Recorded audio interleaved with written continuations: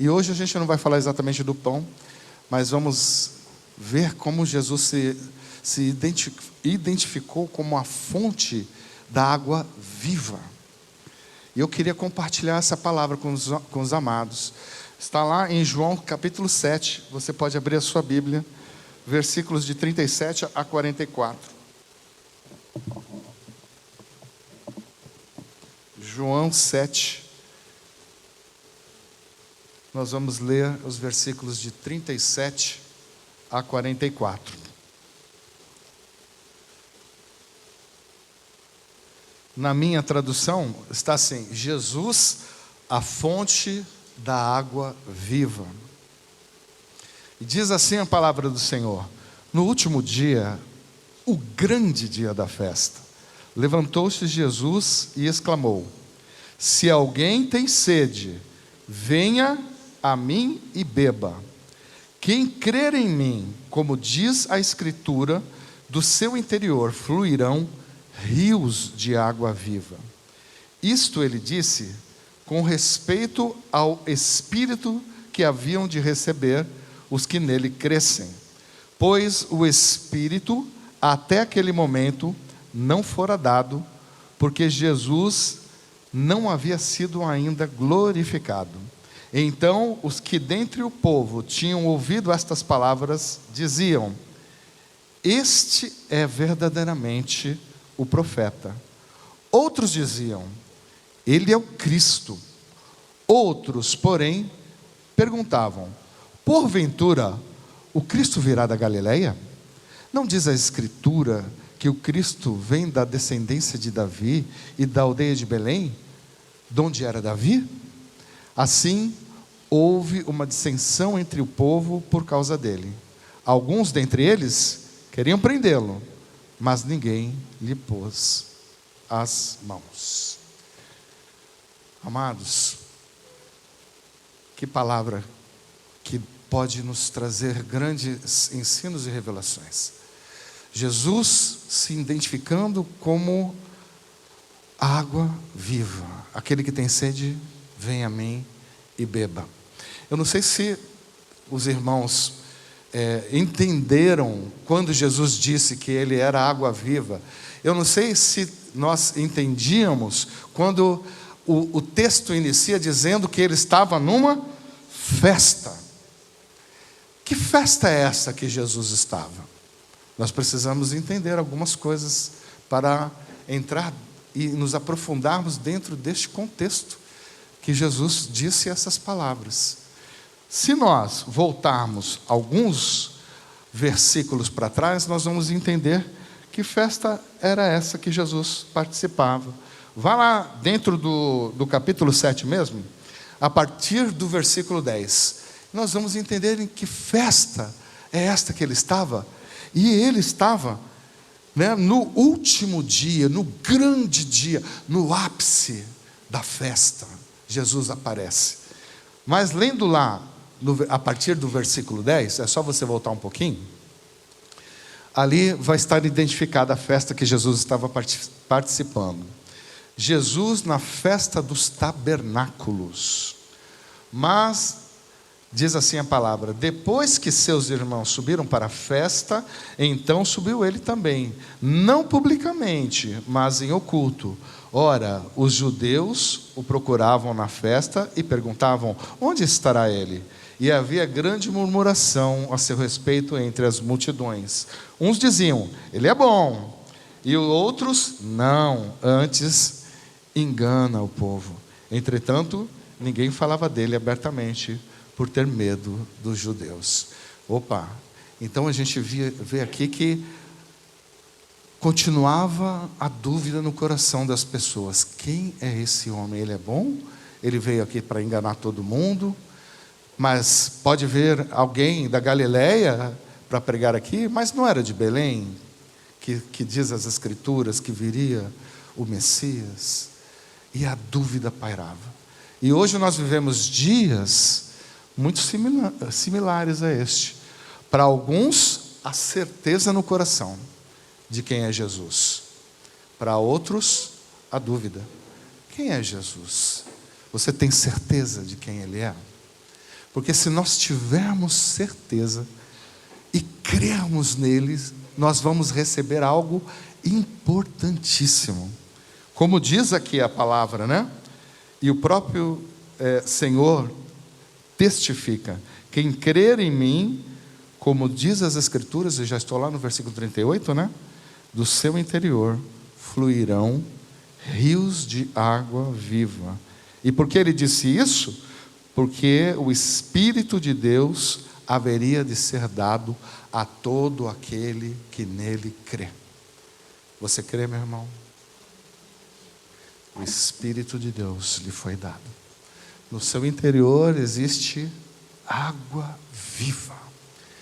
E ao seu redor, muitas pessoas sedentas de água viva. Mas vamos entender um pouco mais aquilo que está acontecendo aqui, porque Jesus sobe em oculto para uma festa, como quem não quisesse ser identificado. Mas no ápice dessa festa, a palavra do Senhor diz aqui que ele se levanta. E ele se levanta e exclama: se alguém tem sede, venha a mim e beba.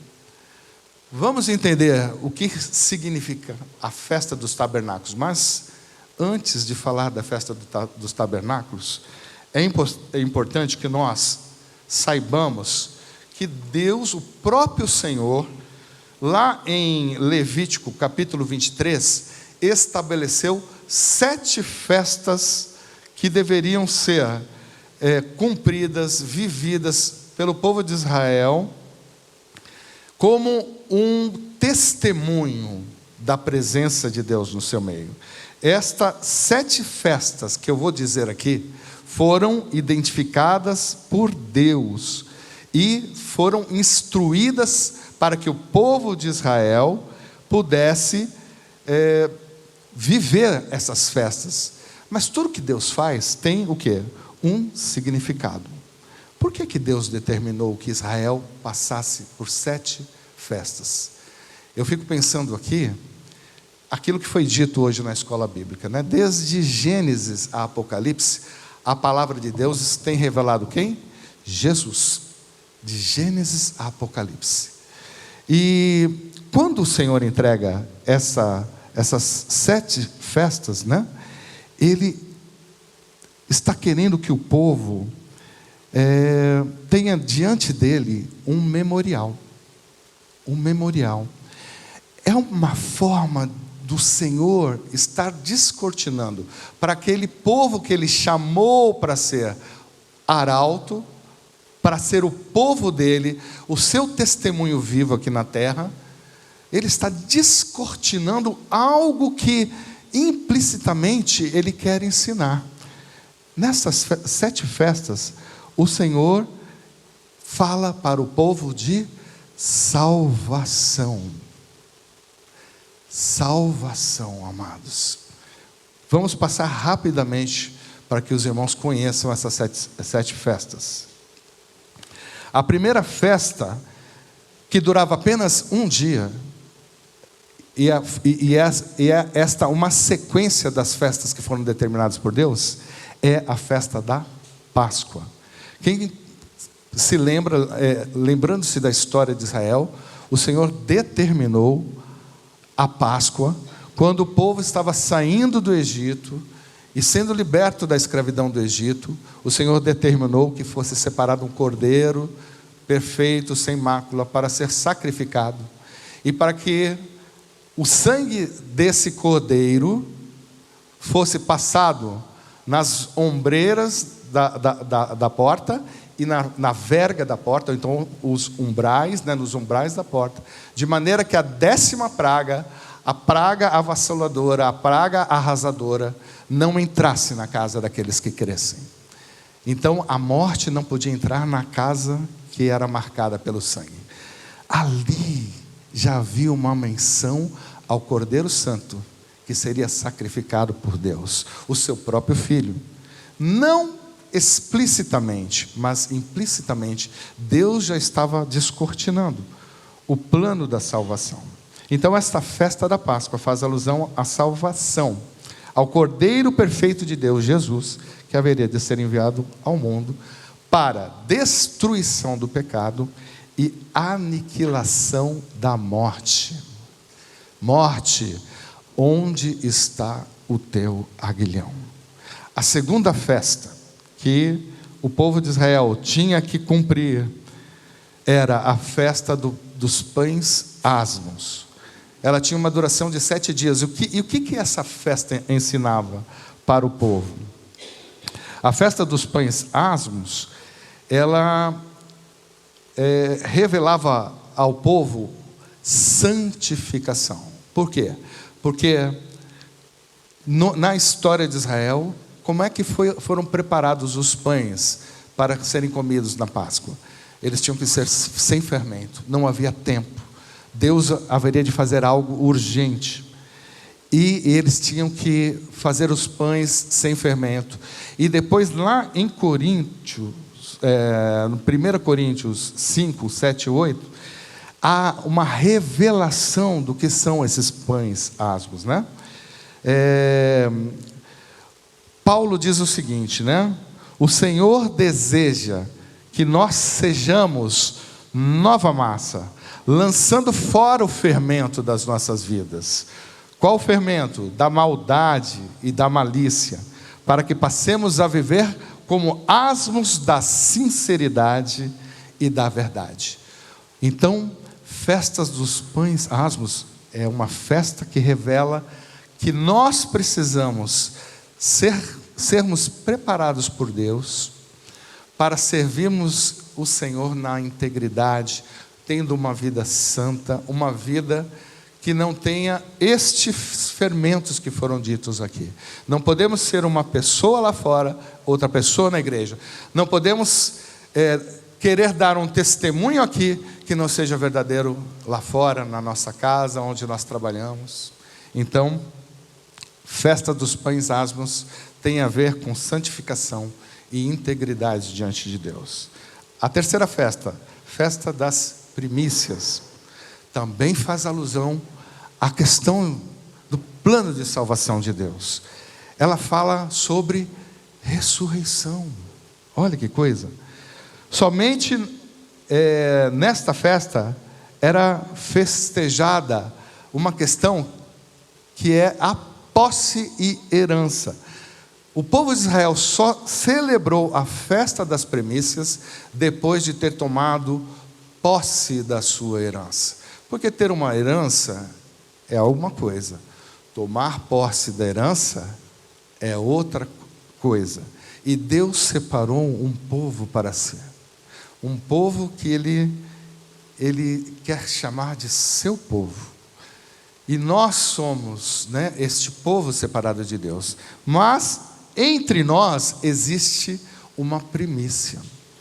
Esta herança não se, vamos dizer assim, ela não termina apenas na terra prometida, algo que Deus prometeu àquele povo e que cumpriu, e que eles vieram a herdar depois, não todos, porque muitos desobedeceram. E por terem desobedecido e não terem ouvido a voz do Senhor, não puderam herdar. Mas esta herança tem a ver com algo ainda maior. A herança daquele lugar que Cristo foi preparar. A herança do próprio Cristo. A herança dos salvos em Cristo Jesus. A vida eterna. Eu e você conhecemos essa herança. Agora a pergunta é, já tomamos posse da nossa herança? Porque a posse da vida eterna se faz aqui, neste lugar. Então as festas das primícias, elas nos levam para Cristo Jesus também, indicam salvação. E aqui em 1 Coríntios 15, 20, Paulo diz assim, que Cristo ressuscitou dentre os mortos, sendo Ele as primícias dos que dormem. E assim como aconteceu com Cristo, aquele que toma posse dessa verdade, também viverá essa ressurreição em Cristo Jesus. Precisamos tomar posse da herança de Cristo agora, hoje. E o Senhor nos manterá firmes. Então, festa das primícias também diz respeito à salvação. Vamos continuar. Depois das festas das primícias, eles comemoravam a festa das 7 semanas. No hebraico é Shavuot, que é Pentecostes. Como que foi para eles no início? Porque a gente vê a festa de Pentecostes no Novo Testamento, quando Jesus dá uma ordem ao povo e diz aos discípulos que eles não saíssem de Jerusalém até que do alto fossem revestidos de poder. Por quê? Porque haveria de descer sobre eles o Espírito de Deus, e sem revestimento de poder, não há como a igreja agir, não há como a igreja propagar a palavra do Senhor. Por isso Jesus pediu que a igreja permanecesse em Jerusalém. Mas como que funcionou isso para o povo de Israel? Então, funcionou da seguinte forma: eles comemoravam, ainda que de uma forma implícita, sabiam da sua dependência a Deus. E o Shavuot, Pentecostes, aponta para algo que Deus vai revelar. O povo era chamado para estar reunido, o povo era chamado para ser um povo eleito e que proclamasse a palavra de Deus. Isso tudo fazia menção daquilo que Deus, através de Jesus, faria, instituindo neste lugar a igreja de Cristo Jesus. Então, esta comunhão que se inicia nos primeiros passos, em Atos capítulo 2, quando o Senhor diz como a igreja primitiva vivia, ela deve estar presente não só no primeiro chamado do povo, mas também no chamado da igreja, como um corpo vivo, cuja cabeça é Cristo Jesus.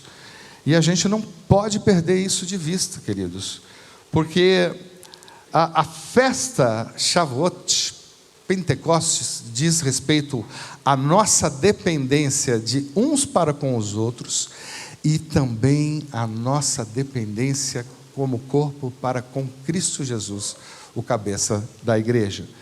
E essa festa fala de dependência a Deus. A outra festa, festa das trombetas. Na festa da trombeta, eles tocavam shofar, repetidas vezes, chamando o povo ao arrependimento e ao despertamento espiritual. Será que essa festa seria uma festa atual para as nossas vidas, contemporânea? Será que a igreja precisa de um despertamento, de um arrependimento de como tem andado e de um despertamento para as coisas de Deus? Eu creio que sim. A festa das trombetas faz alusão nos dias de hoje à nossa prontidão para o retorno de Cristo Jesus. A palavra do Senhor fala: cuidado para que aquele dia não chegue para cada um de nós como um ladrão. Nós precisamos despertar. É tempo de se voltar para Cristo, para as verdades das Escrituras Sagradas. É tempo que nós possamos estar reunidos em oração, buscando ao Senhor que se revela através da sua palavra. É tempo de recebermos instrução e estarmos preparados para sair e evangelizar, a fim de que se cumpra aquilo que o Senhor nos chamou como comissão, Ele nos deu: pregar o evangelho, a todos, para que Ele, cumprindo a sua palavra, retorne. Esta foi a festa das trombetas. A sexta festa, festa do dia da expiação, ela se remete à questão do perdão de Deus. A festa do dia da expiação está intimamente ligado a uma cerimônia que vocês já devem ter ouvido falar, judaica, chamada Yom Kippur. Já ouviram falar do Yom Kippur? Yom Kippur, o dia do perdão. O que acontecia? Quando o sumo sacerdote, uma vez por ano, entrava no Santíssimo Lugar e ali fazia expiação, não somente pelos seus pecados, mas pelo pecado de todo o povo.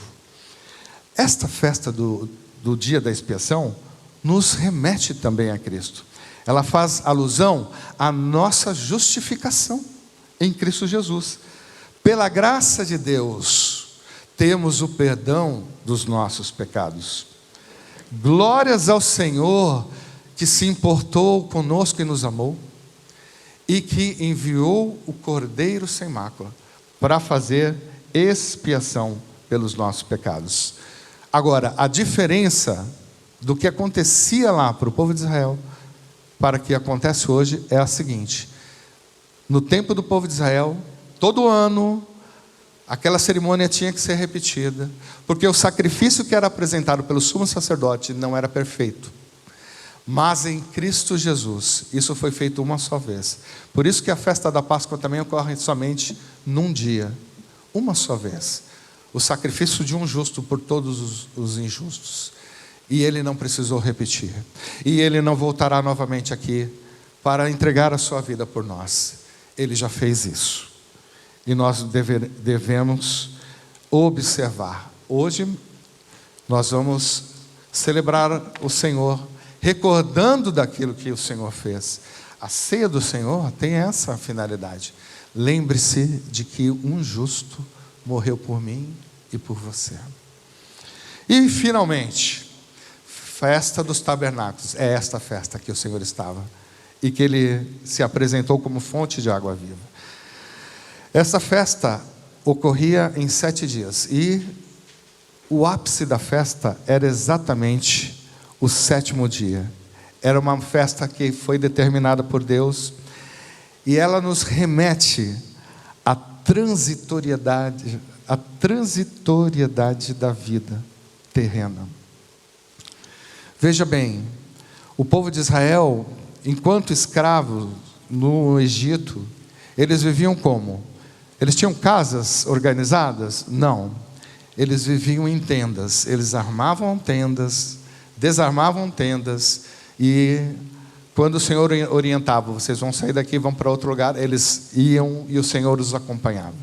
Era um povo que vivia em tendas. Por quê? O que Deus queria ensinar ao povo de Israel? Ele queria ensinar que eles não eram daquele lugar. Ele queria ensinar que o deserto não era o lugar final para eles. E hoje nós podemos ter como uma grande lição que este deserto chamado vida que nós vivemos não é para sempre. Por isso, cuidado de ajuntar tesouros achando que você não vai partir deste lugar.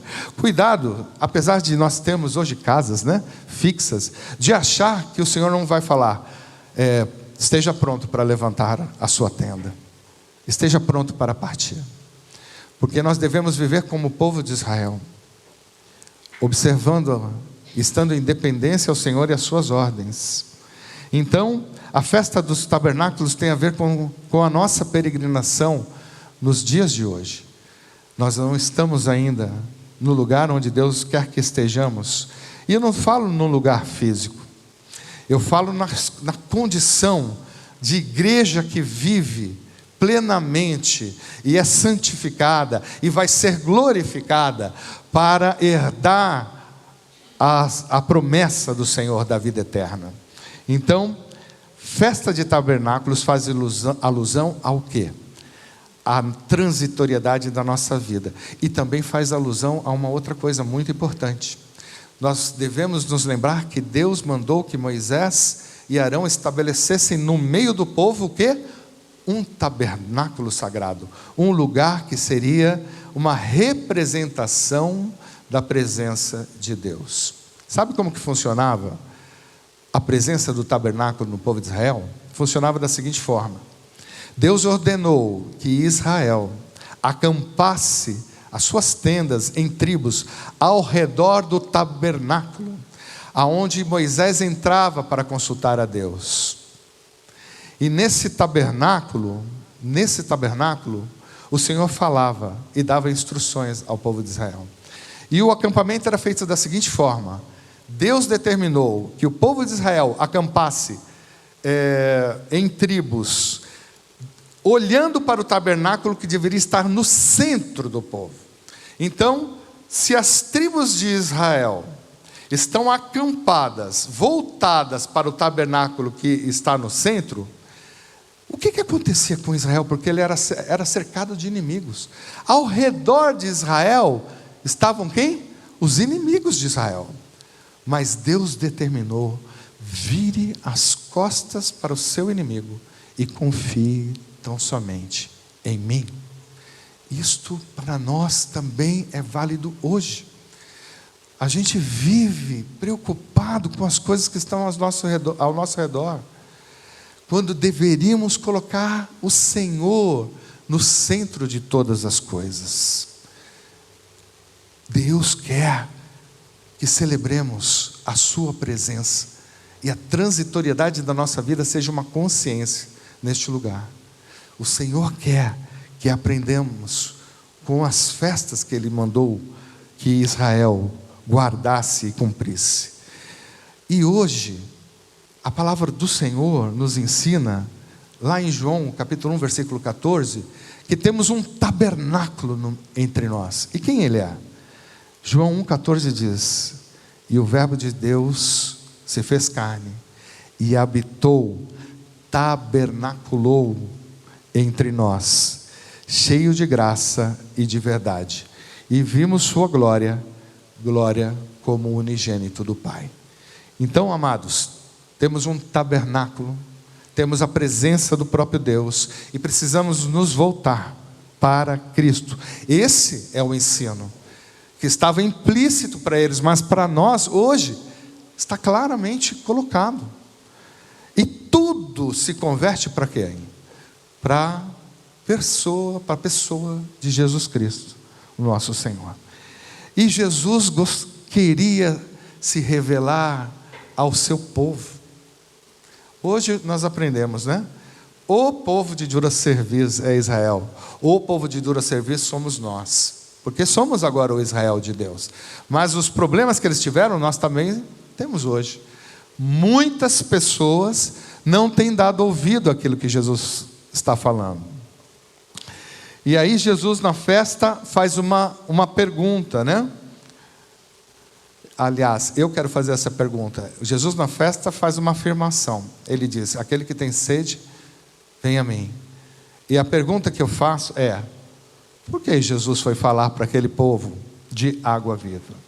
Há uma curiosidade envolvendo a festa dos tabernáculos. A festa dos tabernáculos ela ocorria em 7 dias.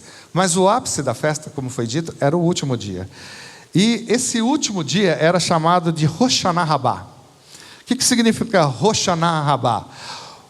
O grande dia da salvação. Rosh Hashanah Rabbah.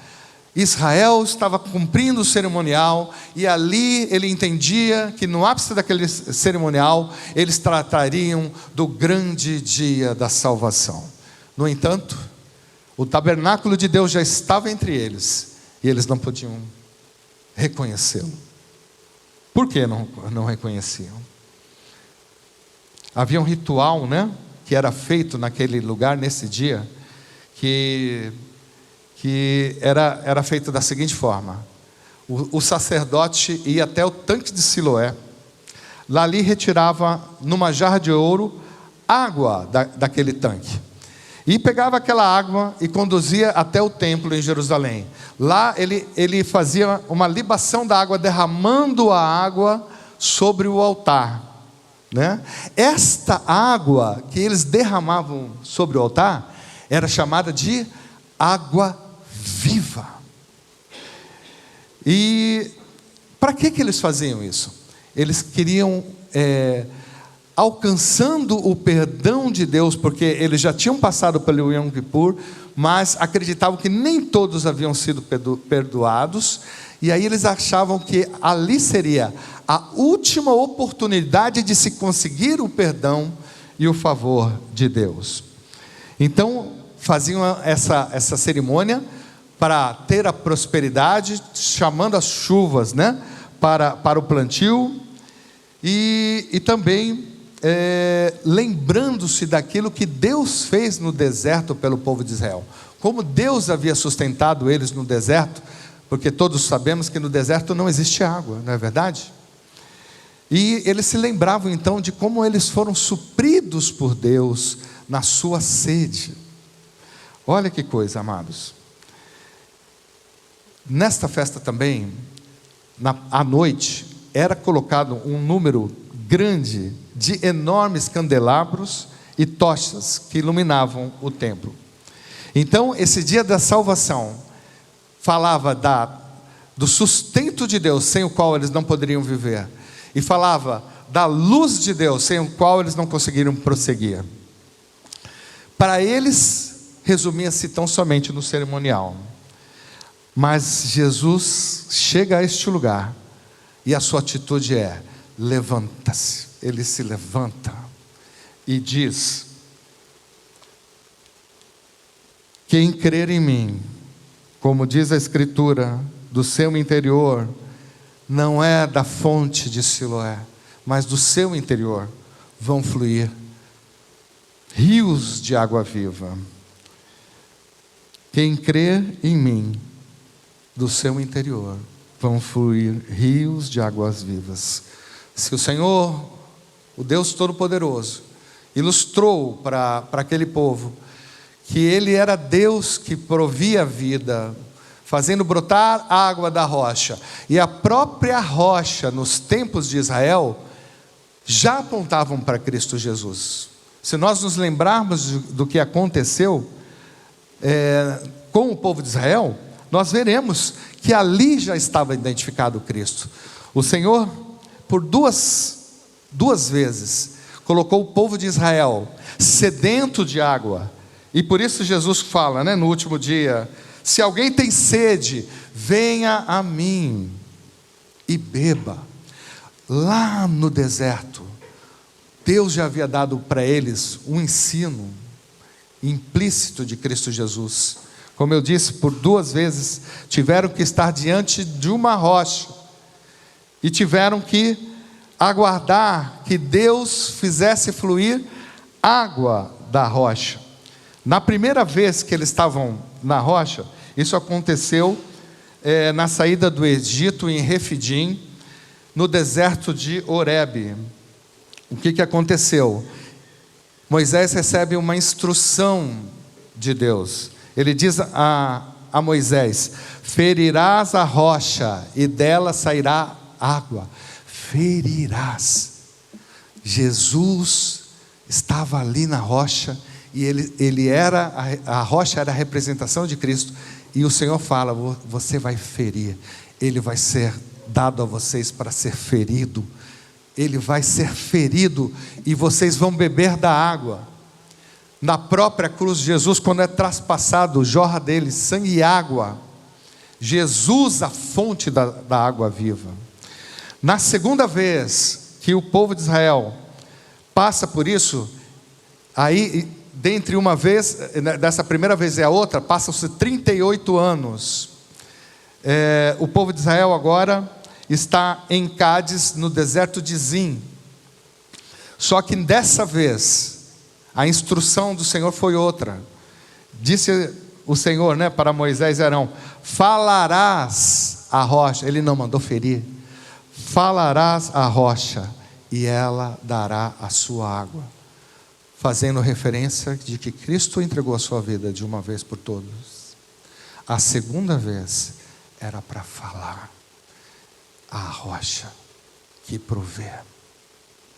Então, Moisés, por não ter observado isso, pagou um alto preço. Ele não pôde entrar na terra que Deus deixou que ele visse, e ele ficou apenas na condução do povo, e quando chegou para poder entrar verdadeiramente na terra, por causa da sua desobediência e por causa da pressão que ele sofreu daquele povo, ele não pôde herdar a terra prometida. Então Jesus, neste cerimonial da festa dos tabernáculos, novamente está se identificando como a água viva. Vocês precisam desta água viva. E fazendo alusão a, aquelas tochas, aquela luz que eles, né, falavam e faziam, né, para chamar a atenção na noite, como se Deus estivesse com eles, né, na presença deles. Jesus também, lá em João 8,12, ele se identifica. É um pouquinho depois, né, porque nós estamos em João 7, mas um pouquinho lá na frente, ele faz uma menção também a isso que aconteceu na festa. Ele diz assim, ó, de novo lhes falava Jesus dizendo: eu sou a luz do mundo. Quem me segue não andará nas trevas, pelo contrário, terá a luz da vida. Então, amados, as escrituras, as festas, os ensinos, tudo na palavra de Deus nos aponta para Cristo. E será que nós não estamos com este povo, muitas vezes, conhecendo as escrituras, nós não ficamos cheios de dúvida? Se o próprio João Batista teve dúvidas, né? Quando Jesus veio a ele batizar, ele apontou a Cristo e ele mesmo identificou Jesus, né? Eis o Cordeiro de Deus que tira o pecado do mundo. Mas depois que ele foi preso, estava preso lá na fortaleza de Herodes, né? Ele falou para um dos discípulos dele, assim, que foi talvez visitar, né? Mas de alguma forma ele pediu para perguntar: vai até lá e pergunta se é ele mesmo aquele que deveria vir. Você viu como nós somos? Que muitas vezes aquilo que a palavra nos traz, nos revela, traz a nós dúvidas. Então nós precisamos confiar, porque Jesus, quando ele se identifica como água viva, a luz do mundo, ele está dizendo: confie plenamente em mim, você precisa desesperadamente de mim. E aí nós vamos tirar algumas aplicações práticas, já concluindo aqui a mensagem. Primeiro, cuidado para não viver e se acostumar com uma vida simplesmente religiosa. Israel cumpria rituais, né? E mesmo assim não puderam reconhecer o Messias que estava sendo revelado diante deles, muito embora Jesus se identificou por várias vezes, né, como o Messias enviado pelo Senhor, o Filho de Deus. A religião morta impede o religioso de enxergar Jesus, como as Escrituras Sagradas o revelam: o Senhor, sem o qual nada podemos fazer. Ele mesmo disse: sem mim nada podeis fazer. O religioso vive uma vida de cumprimento de rituais, preenchimento de quadrinhos. Que o Senhor nos ajude a não sermos religiosos, amados, para termos verdadeiro amor àquele que se revelou a nós, Cristo Jesus. E uma vida religiosa leva a uma frieza espiritual, a um ciclo de cerimônias vazios que geram dúvidas, distrações e desânimo. Segundo ensino, falemos a rocha, tenha comunhão com Deus, fale a rocha, busque ao Senhor de todo o seu coração. A palavra do Senhor fala: buscar-me-eis e me achareis, quando me buscardes de todo o coração. E mesmo diante da rebeldia do povo, o Senhor não deixou de atendê-los. Na segunda vez era para falar, eles foi ferida a rocha, e o povo reclamando, murmurando. Mesmo assim, a rocha deu água. Fale, tenha comunhão com Deus, tenha intimidade com Ele. O Senhor nunca rompeu a sua comunhão conosco. Sempre quando há um rompimento dessa comunhão, é nós que rompemos a comunhão com Ele. E por fim, somente as Escrituras Sagradas, vivificadas pelo Espírito Santo. Por isso, Jesus fazia alusão à água viva como: vou dar a vocês algo que vocês precisam, que é a presença do meu Espírito. É Ele que vai fazer brotar do seu interior rios de águas vivas. Então, creia que você, amado irmão, amada irmã, você recebeu deste rio de água, dessa água viva, e você pode ser um manancial a jorrar esta verdade de Deus. Celebre o tabernáculo de Deus, a presença do Senhor na sua vida, e que o Senhor possa transformar a mim e a você, né, sal da terra, luz do mundo, possa nos fazer a diferença no meio em que nós vivemos. Vamos agradecer ao Senhor? Pai, muito obrigado, e nós pedimos perdão por muitas vezes que nós não percebemos, meu Senhor, a Tua presença nas nossas vidas. O Senhor é aquele que diz: você está com sede? Vem a mim e beba. Senhor, obrigado, meu Deus, pela Tua presença. Obrigado por nos dar, meu Deus, a graça de termos os nossos olhos abertos, conhecendo a Tua palavra e a verdade do Teu Evangelho. Que não retenhamos isso para nós, que possamos saciar, meu Deus, a sede daqueles que se aproximam de nós, através da Tua doce presença, tabernaculando em cada vida aqui presente. Em nome de Jesus. Amém.